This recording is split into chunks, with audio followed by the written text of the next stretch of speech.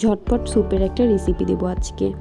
আসসালামু আলাইকুম, কেমন আছেন সবাই? আশা করছি সবাই ভালো আছেন। আলহামদুলিল্লাহ আমিও ভালো আছি। আজকে আমি একটু ভিন্ন স্টাইলে স্যুপ রান্না করব। সবাই বলতে পারেন স্যুপের ভিতরে পেঁয়াজ, হ্যাঁ, দিয়ে খেয়ে দেখবেন, খুবই টেস্ট।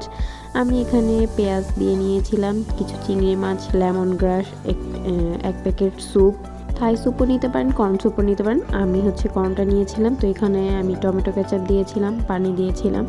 তো আমি বসিয়ে দিলাম চুলায়। একটু বলক আসা আগেই আমি কর্নফ্লাওয়ার দিয়ে দিয়েছি। তো এটা ভালোভাবে ফুটে আসার আগ পর্যন্ত আমি আমার পরিমাণ মতন পানিটা দিয়ে নিয়েছিলাম। এরপর আমি টেস্টিং সল্ট অ্যাড করেছি।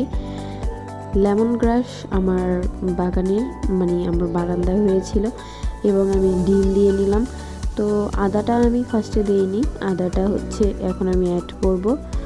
আদাটা হাফ সিদ্ধ। এটা মুখে পড়লে খুবই একটা ফ্লেভারফুল হয়। আপনারা এভাবে ট্রাই করে খেয়ে দেখবেন, অবশ্যই ভালো লাগলে আমার কমেন্টে জানাবেন। এই যে আমি আদা দিয়ে নিলাম ভালো মতন জাল দিয়ে।